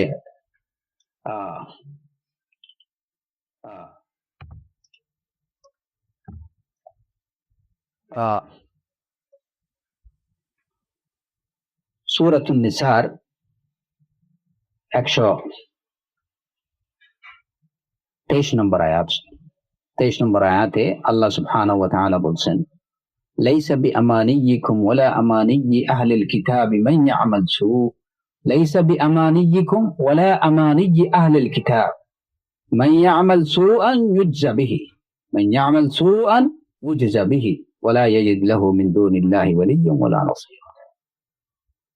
যে তোমাদের অহেতুক আশা কিংবা আহলে কিতাবদের অহেতুক আশা, বাতিল আশার উপরে কোনো কিছুর ভিত্তি নেই, নয়। মান ইয়ামাল সুআন ইউজজা বিহি, যে মন্দ কাজ করবে সে এর জাযা পাবে, প্রতিফল ভোগ করবে। আর ওয়ালা ইয়াজিদ লাহু মিন দুনিল্লাহি ওয়ালিয়্যান ওয়ালা নাসীরা, সে আল্লাহর পরিবর্তে কোনো বন্ধু কিংবা কোনো সাহায্যকারী পাবে না। এই যে আয়াত, এই আয়াত থেকে আমাদের জানার, আমাদের শিখার অনেক কিছু আছে। ইন্নানা নানজুর, এই যে আয়াত থেকে আমরা জানি যে আমাদের দেখার বিষয় কি, যে একজন মানুষ আমি কিসের উপরে আছি, লিমা হুয়া আলাইহি, শুধু দাবি আমার আমানি, লাইসা বিআমানিয়িকুম ওয়ালা বিআমানিয়্যি আহলিল কিতাব, আমার আশা বা আমার দাবি, আমার কল্পনা, আমার বাসনা, এটার উপরে সত্য এবং মিথ্যা এটা কি করে না, ডিপেন্ড করে না। কোন এক সফরে কাফেলার মধ্যে ওমর রাদিয়াল্লাহু আনহু ছিলেন। তো যদিও বিষয়টা অপ্রাসঙ্গিক, তারপরেও আমি আমি আমি আপনাদেরকে বলছি যে কোন এক সফরে কাফেলায় ওমর রাদিয়াল্লাহু আনহু ছিলেন। তো রাতের অন্ধকারে যখন কাফেলার কাউকে দেখা যাচ্ছিল না, কাফেলা রাতের অন্ধকারে কেউ কাকে দেখছিল না, এই সময় ওমর রাদিয়াল্লাহু আনহু একজনকে বললেন যে ওই আরেকটা কাফেলাকে দেখে বলতে যে তোমরা কোথা থেকে? তো ওই লোক দূরে শব্দ করে নিয়ে ডাকলেন যে আপনারা কোথা থেকে? তো ওইখান থেকে আওয়াজ আসলো, প্রত্যুত্তর আসলো, মিন ফাজ্জিন আমিক। তো ওমর রাদিয়াল্লাহু আনহু ওই লোকটাকে বললেন যে তাদেরকে জিজ্ঞেস করো, ডেকে জিজ্ঞেস করো, আইনা তুরিদুন, কোথায় যেতে চাও? তো ওইখান থেকে উত্তর আসলো, ইলাল বাইতিল আতীক, এই দুইটা উত্তর পাওয়ার পরেই ওমর রাদিয়াল্লাহু আনহু বুঝলেন যে ওই দলের মধ্যে, ওই কাফেলার মধ্যে নিশ্চয়ই কোনো আলেম আছে। কারণ উত্তরের যে ভাবভঙ্গি সেটা বোঝা যাচ্ছে যে ওইখানে কোনো আলেম আছে। তো ওমর রাদিয়াল্লাহু আনহু ওই লোকটাকে বললেন যে নিশ্চয় তাদের মধ্যে কোনো আলেম আছে। তো দেখে জিজ্ঞেস করো আইয়ুল কোরআনি আযম। এই দেখেন, এখান থেকে আমাদের কি, যখনই ওমর রাদিয়াল্লাহু আনহু বুঝলেন যে ওইখানে কোনো আহলে ইলম আছেন, তখনই তার জানার এবং জানানোর যে বাসনা মনের মধ্যে দেখা দিল। তো ওই লোকটাকে বললেন যে তুমি তাদেরকে দেখে জিজ্ঞেস করো আইয়ুল কোরআনি আযম, যে কোরআনে কারীমের কোন আয়াতটা সবচেয়ে সুমহান। ওইখান থেকে উত্তর আসলো আল্লাহু লা ইলাহা ইল্লা হুয়াল হাইয়ুল কাইয়্যুম, এই আয়াতুল কুরসির শেষ পর্যন্ত। ওমর রাদিয়াল্লাহু আনহু লোকটাকে বললেন যে দেখে জিজ্ঞেস করো আইয়ুল কোরআনি আহকাম, যে কোরআনে কারীমের কোন আয়াতটা সবচেয়ে বেশি হুকমের দিক থেকে, নির্দেশের দিক থেকে সবচেয়ে বেশি হুকুম যেটার মধ্যে রয়েছে, এই আয়াতটা কোনটা, যে আয়াতের মধ্যে সবচেয়ে বেশি সুমহান নির্দেশগুলো রয়েছে, সে আয়াতটা কোনটা। তো এখান থেকে উত্তর আসলো ইন্নাল্লাহা ইয়া'মুরুকুম বিল আদলি ওয়াল ইহসান, ইন্নাল্লাহা ইয়া'মুরু বিল আদলি ওয়াল ইহসান ওয়া ইতা'i যিল কুরবা ওয়া ইয়ানহা আনিল ফাহশাই ওয়াল মুনকার।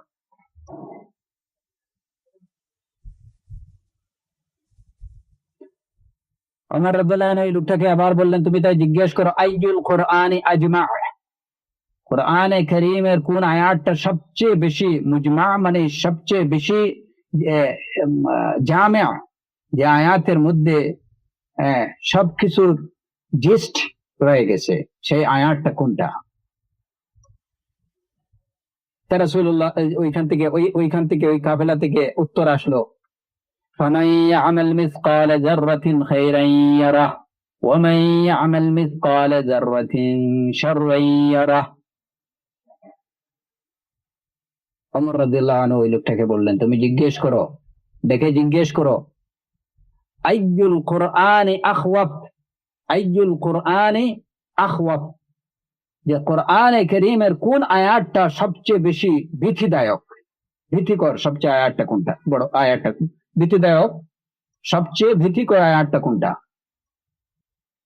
তো ওইখান থেকে উত্তর আসলো লাইসা বিআমানিয়িকুম ওয়ালা আমানিয়্যি আহলিল কিতাব মান ইয়া'মাল সুআন ইউজযা বিহ, এই আয়াত। এরপর ওমর রাদিয়াল্লাহু আনহু বললেন যে দেখে জিজ্ঞেস করো আইয়ুল কোরআনি আরজা, কোরআনে কারীমের কোন আয়াতটা সবচেয়ে বেশি আশাব্যঞ্জক। তো ওইখান থেকে জবাব আসলো কুল ইয়া ইবাদিয়াল্লাযীনা আসরাফু আলা আনফুসিহিম লা তাকনাতু মির রাহমাতিল্লাহ ইন্নাল্লাহা ইয়াগফিরুয যুনুবা জামিআ।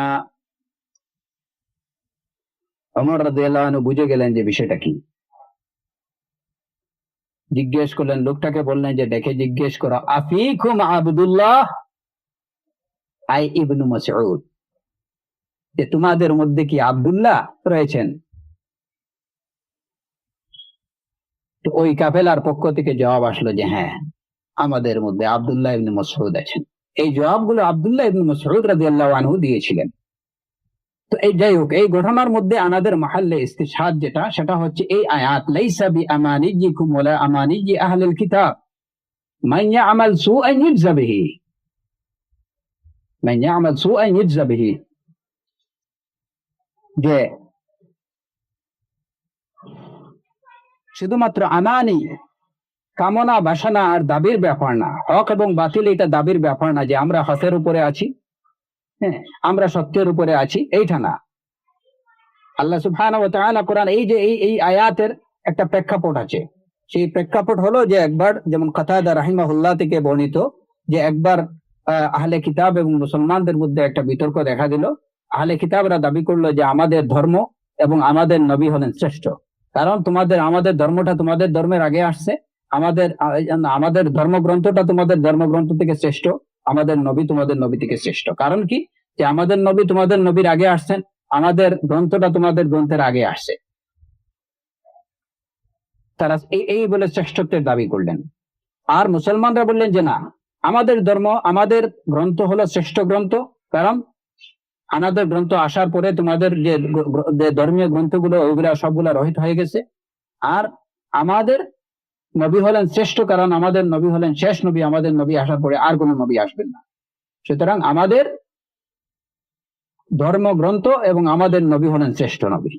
তো তাদের মধ্যে এই বিতর্ক যখন দেখা দিল, আল্লাহ রাব্বুল আলামিন এই বিতর্কের ফয়সালা স্বরূপ এই আয়াত নাযিল হলো, লাইসা বিআমানিয়িকুম ওয়ালা আমানিয়্যি আহলিল কিতাব, যে এটা কিনা তোমাদের যে বাতিল যে ধারণা, অহেতুক ধারণা, অহেতুক আশা যে আমাদের ধর্ম শ্রেষ্ঠ, কিংবা আহলে কিতাবদের যে অহেতুক যে আশা আমাদের ধর্ম শ্রেষ্ঠ, আমাদের নবী শ্রেষ্ঠ, আমাদের গ্রন্থ শ্রেষ্ঠ, এটা এভাবে না। মূল বিষয় কি, যে মন্দ কাজ করবে সে তার জাযা পাবে। তাহলে এই আয়াত থেকে কি বোঝা যায়, যে সত্য এবং বাতিল, শ্রেষ্ঠত্বের ভিত্তি কিসের উপরে? আমলের উপরে। আমল যদি ভালো হয়, আমার কাজ যদি ভালো হয়, তাহলে সেটাই হচ্ছে আমার শ্রেষ্ঠত্বের, আমার হাক্কানিয়তের পরিচয় হচ্ছে আমার কাজ। মান ইয়ামাল সুআন ইউজযা বিহি। এই আয়াত নাযিল হওয়ার পরে এটা সাহাবায়ে কেরামদের উপরে অত্যন্ত ভারী মনে হলো। তারা জিজ্ঞেস করলেন, ইয়া রাসূলুল্লাহ, আমরা মন্দ কাজ থেকে কে বেঁচে থাকতে পারবো? তাহলে কি আমরা আমাদের প্রত্যেকটা মন্দ কাজের প্রতিফল আমাদেরকে ভোগ করতে হবে? রাসূলুল্লাহ সাল্লাল্লাহু আলাইহি ওয়াসাল্লাম বললেন যে তোমরা পেরেশান হবে না। একজন মুমিনের উপরে যে মুসিবত পৌঁছে, তার রোগ শোক বিপদ মুসিবত, এমনকি তার পায়ে যে কাঁটাটা ফুটে, সেটাও কিন্তু তার এই সমস্ত গুনাহের কাফারা হয়ে যায়। সব মন্দ কাজের প্রতিফল যে তাকে আখিরাতে ভোগ করতে হবে এমন না। একজন মুসলমান, একজন মুমিনের মন্দ কাজের প্রতিফল সে বিভিন্ন ভাবে পেয়ে যায়, তার গুনাহের কাফারা হয়ে যায়। তো মূলত এই আয়াতে এই যে শুধুমাত্র দাবি করলেই হবে না, কাজ কি হচ্ছে আমাদেরকে সেটাই বুঝতে রাখতে হবে। আল মারউ ইন্নামা ইউযাক্কিহি আমালুহু, একজন মানুষকে তাজকিয়া করে তার আমল।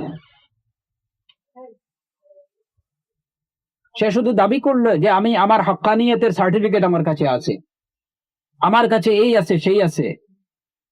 আল্লাহ রাব্বুল আলামিন বলছেন, মান ইয়ামাল সুআন ইউজযা বিহি, তার জাযা পেতে হবে, সাজা পেতে হবে তার আমলের উপরে, শুধু দাবির ব্যাপার না।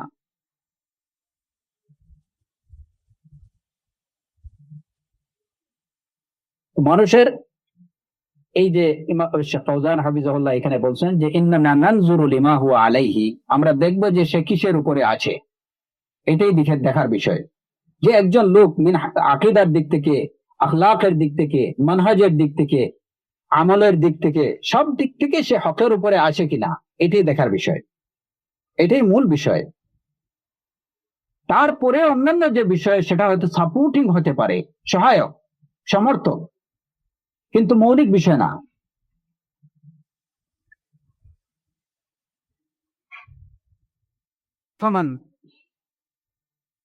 قوله فمن خالف أصحاب رسول الله صلى الله عليه وسلم في شيء من أمر الدين فقد كفر।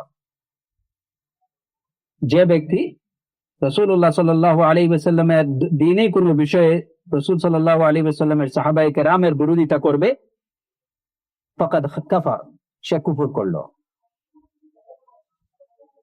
এই যে কুফর করলো, এই কুফর এইখানে যে ইমাম বারবাহারি রাহিমাহুল্লাহ এই যে কথাটা বললেন যে ফামান খালাফা আসহাবা রাসূলিল্লাহ সাল্লাল্লাহু আলাইহি ওয়াসাল্লাম ফি শাইইন মিন আমরিদ দ্বীন ফাকাদ কাফার, যে তিনি কোনো বিষয়ে রাসূল সাল্লাল্লাহু আলাইহি ওয়াসাল্লামের সাহাবায়ে কেরামদের মুখালাফত করলো, বিরোধিতা করলো, সে কুফর করলো। এই কুফরের অর্থ কি? শেখ ফাউজান হাফিজাহুল্লাহ বলছেন ইহতামিলুল কুফর আল আকবার, এই কুফরটা তার কুফরে আকবর হতে পারে, ওয়া ইহতামিলু আল কুফর আল আসগর, সেটা কুফরে আসগর হতে পারে, ছোট কুফর হতে পারে, অথবা বড় কুফর মুখরিজ মিনাল মিল্লাহ যেটা সেটা হতে পারে, বিহাসবিল মুখালাফা। এটা নির্ভর করবে সে কি ধরনের, কোন বিষয়ে সে মুখালাফত বিরোধিতা করতেছে, তার মুখালাফতের উপরে, তার বিরোধিতার উপরে নির্ভর করবে যে এটা কুফরে আকবর হবে না কুফরে আসগর হবে। فقوله فقد كفر ليس معناه انه كفر الكفر المخرج من المله مطلقا। ইমাম বারদাহারি রাহিমাহুল্লাহর এই যে কথা ফাকাদ কাফার, সে কুফর করলো, তো এই কথার অর্থ জেনারেলি এই কথার অর্থ এটুকু না যে সে এমন কুফর করলো যে কুফর তাকে ইসলাম থেকে বের করে দিল। সাধারণভাবে এটা বোঝার এর অর্থ এটা না। কাদ ইয়াকুনু হাদা, কখনো এটা হতে পারে যে সে এমন কুফর করলো যে কুফর তাকে ইসলাম থেকে বের করে দিল, অর্থ মানে কুফরে আকবর করলো। ও কাদ ইয়াকুনু আল কুফর আল আসগর, কখনো হতে পারে যে এই মুখালাফতের দ্বারা, সাহাবায়ে কেরামের মুখালাফতের দ্বারা সে কুফরে আসগর করছে, তার দ্বারা ছোট কুফর হয়েছে। আল মুহিম আন্না মুখালাফাত আস-সালাফি কুফরুন, মূল বিষয়টা হলো যে সালাফে সালেহিনের মুখালাফত করা, তাদের দ্বীনি বিষয়ে সালাফে সালেহিনের বিরোধিতা করা, এটা হচ্ছে কুফর। এটা কাদ ইয়াকুনু আকবার ওয়া কাদ ইয়াকুনু আসগর, কখনো এটা কুফরে আকবর হতে পারে, কখনো আসগর হতে পারে, হাসবাল মুখালাফা, এটা বিরোধিতার উপরে নির্ভর করবে।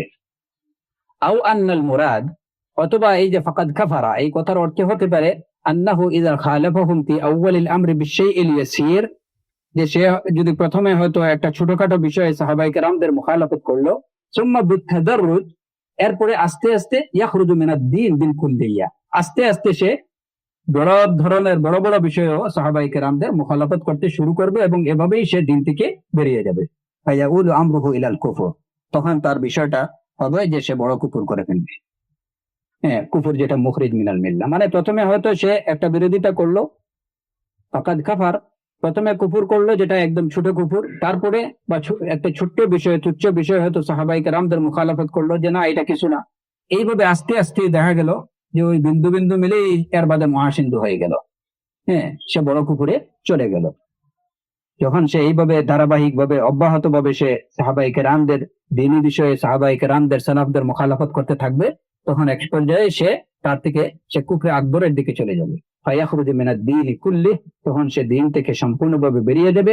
ইয়াতাদাররাজু বিহি আশ-শাইতান ওয়াল হাওয়া ওয়ান নাফসুল আম্মারাতু বিস-সু হাত্তা ইয়াখরুজা মিনাদ-দ্বীনি কুল্লিহি, শয়তান তাকে আস্তে আস্তে, ইয়াতাদাররাজু বিহি আশ-শাইতান, শয়তান তারপরে তার প্রবৃত্তি, তার নফসে আম্মারা তাকে বড় কুফরের দিকে নিয়ে যাবে এবং সে মুখালাফত করতে করতে, এই যে সালাফদের মুখালাফত বিরোধিতা করতে করতে একসময় তার প্রবৃত্তি, শয়তান, তার নফসে আম্মারা তাকে বড় কুফরের দিকে নিয়ে যাবে, তাকে এরপরে তাকে দিন থেকে বের করে দিবে।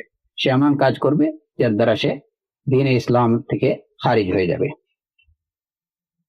আযানাল্লাহু মিন যালিক, আল্লাহ সুবহানাহু ওয়া তাআলা আমাদেরকে নফসে আম্মারার অনুসরণ থেকে, শয়তানের অনুসরণ থেকে, হাওয়ার অনুসরণ থেকে আমাদেরকে বেঁচে থাকার তৌফিক দান করুন এবং সর্বতোভাবে সালাফে সালেহিন আল জামাআর অনুসরণ করার তৌফিক দান করুন। ওয়া সাল্লাল্লাহু আলা নাবিয়িনা মুহাম্মদ ওয়া আলা আলিহি ওয়া সাহবিহি ওয়া সাল্লাম।